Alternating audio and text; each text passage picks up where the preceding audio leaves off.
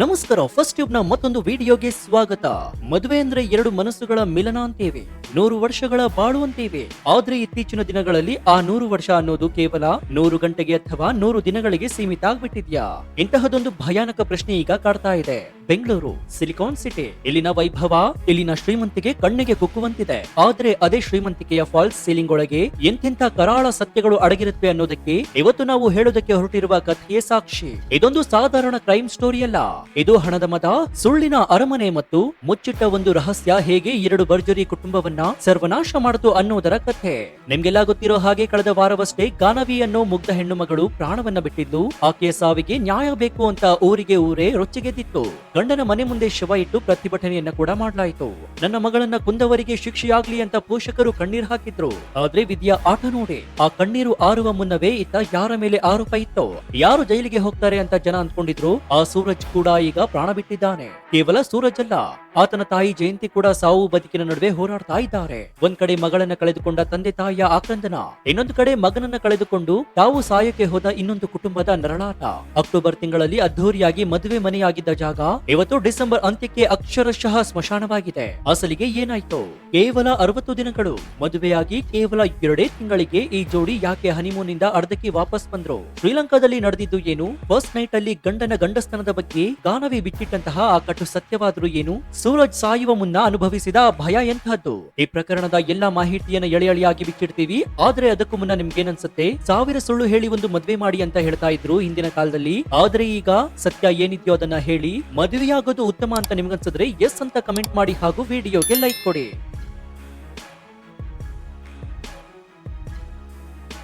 ಈ ಕಥೆ ಶುರುವಾಗೋದು ಬೆಂಗಳೂರಿನ 2 ಪ್ರತಿಷ್ಠಿತ ಕುಟುಂಬಗಳಿಂದ.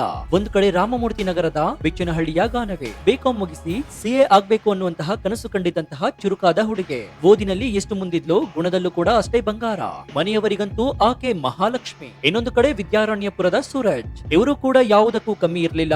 ಅಣ್ಣನ ಹೆಸರಲ್ಲಿ ಬಾರ್ ಇತ್ತಂತೆ, ರೆಸ್ಟೋರೆಂಟ್ ಮಾಡೋದಕ್ಕೆ ಜಾಗ ಕೂಡ ಇತ್ತಂತೆ. ನೋಡೋದಕ್ಕೆ ಹ್ಯಾಂಡ್ಸಮ್, ಹಣಕ್ಕೆ ಬರವಿರ್ಲಿಲ್ಲ. ಫೈನಾನ್ಷಿಯಲ್ ನಲ್ಲಿ ಇಬ್ರು ಕೂಡ ಈಕ್ವಲ್ ಆಗಿದ್ರು. ಗಾನವಿ ಮನೆಯವರು ಮಗಳಿಗೆ ಮದುವೆ ಮಾಡಬೇಕು ಅಂತ ನಿರ್ಧಾರ ಮಾಡಿ ದಳ್ಳಾಳಿಗಳ ಮೂಲಕ ಅಥವಾ ಪರಿಚಯಸ್ಥರ ಮೂಲಕ ಬಂದಿದ್ದು ಇದೇ ಸೂರಜ್ನ ಸಂಬಂಧ.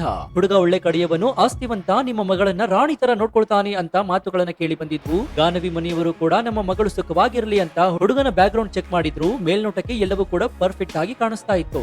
ಸೂರಜ್ ಕುಟುಂಬದವರು ಕೂಡ ಆರಂಭದಲ್ಲಿ ಬಲು ನಾಜೂಕಾಗೇ ಇದ್ರು. ನಮಗೆ ವರದಕ್ಷಿಣೆ ಬೇಡ, ನಿಮ್ಮ ಮಗಳು ಬಂದ್ರೆ ಸಾಕು, ಆದ್ರೆ ಮದುವೆ ಮಾತ್ರ ಗ್ರ್ಯಾಂಡ್ ಆಗಿ ಆಗ್ಬೇಕು. ರಿಸೆಪ್ಷನ್ ಅರಮನೆ ಮೈದಾನದಲ್ಲೇ ಆಗ್ಬೇಕು ಅಂತ ಕಂಡೀಷನ್ ಹಾಕಿದ್ರು. ಗಾನವಿ ಪೋಷಕರಿಗೆ ತಮ್ಮ ಮಗಳ ಮದುವೆ ಅದ್ದೂರಿಯಾಗಿ ಮಾಡೋ ಕನಸೇ ಇತ್ತು. ಹೀಗಾಗಿ ಅಕ್ಟೋಬರ್ 29ರಂದು ಬೆಂಗಳೂರಿನ ಅರಮನೆ ಮೈದಾನದಲ್ಲಿ ಯಾರ ಕಣ್ಣು ಕುಕ್ಕುವ ಹಾಗೆ ಬರೋಬ್ಬರಿ 40 ಲಕ್ಷಕ್ಕೂ ಹೆಚ್ಚು ಖರ್ಚು ಮಾಡಿ ಮದುವೆ ಮಾಡಿಸಿದ್ರು. ಬಂದವರಿಗೆಲ್ಲ ಊಟ, ಉಡುಗೊರೆ, ಚಿನ್ನ, ಆಭರಣ ಯಾವುದಕ್ಕೂ ಕೊರತೆ ಕೂಡ ಇರಲಿಲ್ಲ.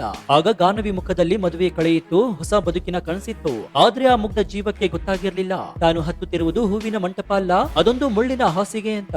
ತಾನು ಕಟ್ಟಿಕೊಳ್ತಿರುವಂತಹ ತಾಳಿ ತನ್ನ ಕುತ್ತಿಗೆಗೆ ಉರುಳಾಗುತ್ತೆ ಅಂತ ಆಕೆಗೆ ಊಹಿಸೋದಕ್ಕೂ ಕೂಡ ಸಾಧ್ಯ ಇರಲಿಲ್ಲ. ಮದುವೆ ಮುಗಿತು, ಅತಿಥಿಗಳೆಲ್ಲ ಹೋದ್ರು. ಗಾನವಿ ಗಂಡನ ಮನೆಗೆ ಕಾಲಿಟ್ಲು. ಅಲ್ಲಿಂದ ಶುರುವಾಯ್ತು ನೋಡಿ ಅಸಲಿ ನಾಟಕ.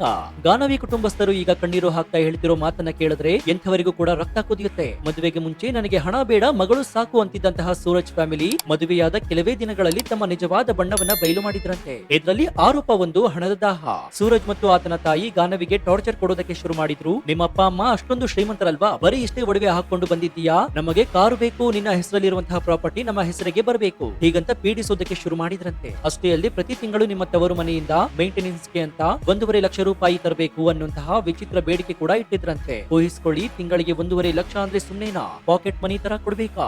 ಇದ್ಯಾವ ನ್ಯಾಯ?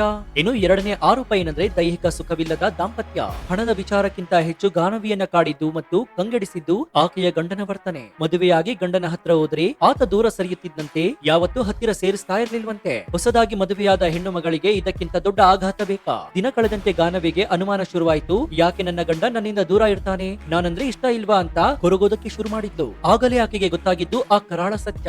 ಗಾನವಿ ಕಡೆಯವರು ಆರೋಪ ಮಾಡ್ತಾ ಇರೋ ಪ್ರಕಾರ ಸೂರಜ್ಗೆ ಪುರುಷತ್ವ ಸಮಸ್ಯೆ ಇತ್ತು. ಆತ ದೈಹಿಕವಾಗಿ ಸಂಪೂರ್ಣವಾಗಿ ಫಿಟ್ ಆಗಿರ್ಲಿಲ್ವಂತೆ. ಆದ್ರೆ ಈ ವಿಚಾರವನ್ನ ಸೂರಜ್ ಮನೆಯವರು ಮುಚ್ಚಿಟ್ಟಿದ್ರು. ಮದುವೆ ಆದ್ರೆ ಎಲ್ಲ ಸರಿ ಹೋಗುತ್ತೆ ಅಥವಾ IVF ಮೂಲಕ ಮಗು ಮಾಡ್ಕೊಂಡ್ರೆ ಸಮಾಜಕ್ಕೆ ಈ ವಿಚಾರ ಗೊತ್ತಾಗೋದಿಲ್ಲ ಅನ್ನೋ ಲೆಕ್ಕಾಚಾರ ಅವರದ್ದಾಗಿತ್ತು ಅಂತ ಗಾನವಿ ಮನೆಯವರು ಆರೋಪಿಸ್ತಾ ಇದ್ದಾರೆ. ಆದ್ರೆ ಒಬ್ಬ ಹೆಣ್ಣಿನ ಬದುಕನ್ನ ಇವರು ಒಂದು ಎಕ್ಸ್ಪೆರಿಮೆಂಟ್ ತರ ಬಳಸಿಕೊಂಡ್ರ? ಆಕೆಯ ಭಾವನೆಗಳಿಗೆ ಬೆಲೆಯೇ ಇಲ್ವಾ? ಮನೆಯಲ್ಲಿ ಪ್ರತಿದಿನ ಜಗಳ ಕಿರಿಕಿರಿ ನಡೀತಾ ಇತ್ತು. ಇದರ ನಡುವೆ ಡಿಸೆಂಬರ್ 21ರಂದು ಅಂದ್ರೆ ಮೊನ್ನೆ ಭಾನುವಾರ ಈ ಜೋಡಿ ಹನಿಮೂನ್ ಅಂತ ಶ್ರೀಲಂಕಾಗೆ ಫ್ಲೈಟ್ ಹತ್ತಿದ್ರು. 10 ದಿನಗಳ ಟ್ರಿಪ್ ಪ್ಲಾನ್ ಆಗಿತ್ತು. ಮನೆಯಲ್ಲಿ ಅಪ್ಪ ಅಮ್ಮ ಹೋಗಿ ಬನ್ನಿ, ಅಲ್ಲಿಯಾದ್ರೂ ನೆಮ್ಮದಿಯಾಗಿರಿ, ಎಲ್ಲ ಸರಿ ಹೋಗಬಹುದು ಅಂತ ಕಳಿಸ್ಕೊಟ್ಟಿದ್ರಂತೆ. ಆದ್ರೆ ಆಗಿದ್ದೇ ಬೇರೆ. ಹೋದ 2 ದಿನಕ್ಕೆ ಅಂದ್ರೆ ಡಿಸೆಂಬರ್ 22ಕ್ಕೆ ಅವರಿಬ್ರು ಕೂಡ ಬೆಂಗಳೂರಿಗೆ ವಾಪಸ್ ಬಂದಿದ್ರು. ಶ್ರೀಲಂಕಾದಲ್ಲಿ ಏನಾಯ್ತು ಅನ್ನೋದು ಇವತ್ತಿಗೂ ಕೂಡ ಒಂದು ನಿಗೂಢ ರಹಸ್ಯವಾಗಿದೆ. ಗಾನವಿ ಮನೆಯವರ ಪ್ರಕಾರ ಅಲ್ಲಿ ಏಕಾಂತದಲ್ಲಿದ್ದಾಗಲೂ ಸೂರಜ್ ಗಾನವಿಯನ್ನ ಮುಟ್ಟಿರಲಿಲ್ವಂತೆ. ನನಗೆ ಆಪರೇಷನ್ ಆಗಿದೆ, ನನಗೆ ದೈಹಿಕ ಸಂಪರ್ಕ ಸಾಧ್ಯವಿಲ್ಲ, ಬೇಕಿದ್ರೆ ಟೆಸ್ಟ್ ಟ್ಯೂಬ್ ಬೇಬಿಯನ್ನ ಮಾಡ್ಕೊಳ್ಳೋಣ ಅಂತ ಹೇಳಿದ್ನಂತೆ. ಇದನ್ನ ಕೇಳಿ ಗಾನವಿ ಕುಸಿದು ಹೋಗಿದ್ಲು. ನನ್ನ ಬದುಕನ್ನ ಹಾಳು ಮಾಡಿದ್ರಿ, ದುಡ್ಡಿಗೋಸ್ಕರ ನನ್ನನ್ನ ಮದುವೆಯಾದ್ರ, ನನ್ನನ್ನ ಯಾಕೆ ಬಲಿಪಶಿ ಮಾಡಿದ್ರಿ ಹೀಗಂತ ಅಲ್ಲಿ ಜೋರಾಗಿ ಜಗಳ ನಡೆಸಿದ್ದಾರೆ. ಜಗಳ ವಿಕೋಪಕ್ಕೆ ಹೋಗಿ ಟ್ರಿಪ್ ಕ್ಯಾನ್ಸಲ್ ಮಾಡಿ ಅದೇ ಕೋಪದಲ್ಲಿ ವಾಪಸ್ ಫ್ಲೈಟ್ ಹತ್ತಿ ಬಂದಿದ್ದಾರೆ. ಡಿಸೆಂಬರ್ 22ರ ಸಂಜೆ ಸೂರಜ್ ಮತ್ತು ಗಾನವಿ ಬೆಂಗಳೂರಿನ ಮನೆಗೆ ಬರ್ತಾರೆ. ವಿಷಯ ತಿಳಿದು ಗಾನವಿ ಪೋಷಕರು ಕೂಡ ಅಲ್ಲಿಗೆ ಓಡೋಡಿ ಬರ್ತಾರೆ. ಅಲ್ಲಿ ನಡೆದಿದ್ದು ಹೈ ಡ್ರಾಮಾ. ಗಾನವಿ ಪೋಷಕರು, ಸಾಕು ನಿಮ್ಮ ಸಹವಾಸ, ದಿನ ಜಗಳ, ದಿನ ಹಿಂಸೆ, ಇಂಥ ನರಕದಲ್ಲಿ ನನ್ನ ಮಗಳು ಇರೋದು ಬೇಡ,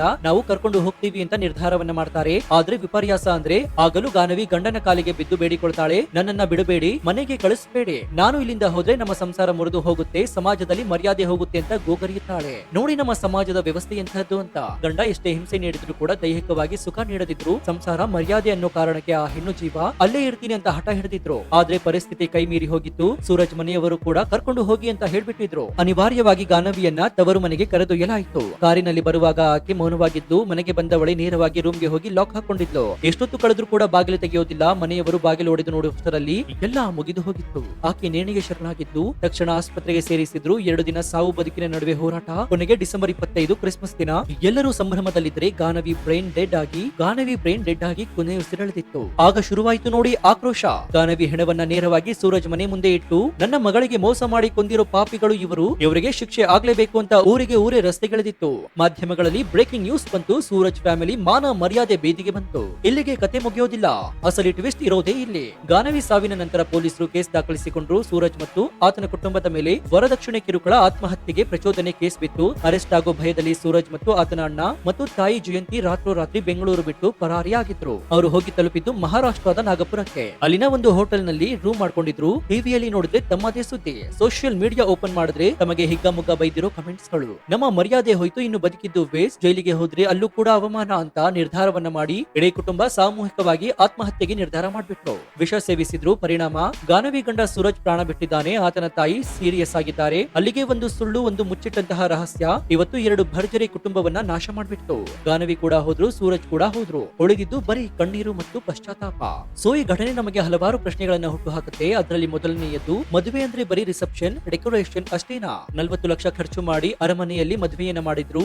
ಆದ್ರೆ ಆ ಅರಮನೆಯಲ್ಲಿ ಆ ಹುಡುಗಿ ನೆಮ್ಮದಿಯಿಂದ 40 ದಿನ ಕೂಡ ಇರಲಿಲ್ಲ.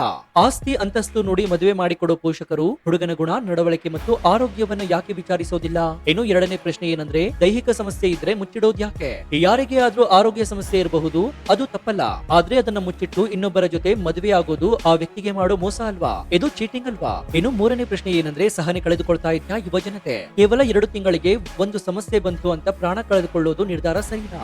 ಗಾನವಿ ಸ್ವಲ್ಪ ಧೈರ್ಯ ಮಾಡಿ, ನನಗೆ ಈ ಗಂಡ ಬೇಡ, ನಾನು ಡಿವೋರ್ಸ್ ತಗೊಂಡು ಹೊಸ ಬದುಕು ಕಟ್ಕೊಳ್ತೀನಿ ಅಂತ ನಿರ್ಧಾರ ಮಾಡಿದ್ರೆ ಇವತ್ತು ಆಕೆ ಬದುಕಿರ್ತಾ ಇದ್ರು. ಸೂರಜ್ ಕೂಡ ತಪ್ಪು ಒಪ್ಪಿಕೊಂಡು ಶರಣಾಗಿದ್ರೆ ಕಾನೂನಿನ ಹೋರಾಟ ಕೂಡ ಮಾಡ್ತಾ ಇದ್ರು. ಆದ್ರೆ ಈಗ ಕಾಲ ಮಿಂಚಿ ಹೋಗಿದೆ. ಕೊನೆಯದಾಗಿ, ಮದುವೆ ಅನ್ನೋದು ಕೇವಲ ತೋರಿಕೆ ಆಗ್ಬಾರ್ದು, ಅಲ್ಲಿ ಪಾರದರ್ಶಕತೆ ಇರಬೇಕು. ದುಡ್ಡಿಗಿಂತ ಮುಖ್ಯವಾಗಿ ಅಲ್ಲಿ ನಂಬಿಕೆ ಇರಬೇಕು. ಆ ನಂಬಿಕೆ ಒಡೆದಾಗ ಏನಾಗುತ್ತೆ ಅನ್ನೋದಕ್ಕೆ ಗಾನವಿ ಮತ್ತು ಸೂರಜ್ ಸಾವೇ ಸಾಕ್ಷಿ. ಸೊ ಈ ಘಟನೆ ಬಗ್ಗೆ ನಿಮ್ಮ ಅಭಿಪ್ರಾಯ ಏನು ಅಂತ ಕಮೆಂಟ್ ಮಾಡಿ, ಹಾಗೂ ವಿಡಿಯೋಗೆ ಲೈಕ್ ಕೊಡಿ. ಜೊತೆಗೆ ನೀವು ಇನ್ನೂ ನಮ್ಮ ಚಾನೆಲ್ ಅನ್ನು ಸಬ್ಸ್ಕ್ರೈಬ್ ಮಾಡ್ಕೊಂಡಿಲ್ಲ ಅಂದ್ರೆ ಕೂಡಲೇ ಸಬ್ಸ್ಕ್ರೈಬ್ ಮಾಡ್ಕೊಂಡು ಪಕ್ಕದಲ್ಲಿರುವಂತಹ ಬೆಲ್ ಐಕಾನ್ ಅನ್ನು ಪ್ರೆಸ್ ಮಾಡಿ. ಇದರಿಂದ ನಾವು ಹಾಕುವ ಹೊಸ ವಿಡಿಯೋಗಳ ನೋಟಿಫಿಕೇಶನ್ ಮೊದಲು ನಿಮಗೆ ಸಿಗುತ್ತೆ. ಇದಾಗಿತ್ತು ಈ ಕ್ಷಣದ ವಿಶೇಷ. ನೋಡ್ತಾ ಇರಿ ಫಸ್ಟ್ ಟ್ಯೂಬ್ ಕನ್ನಡ. ಧನ್ಯವಾದ.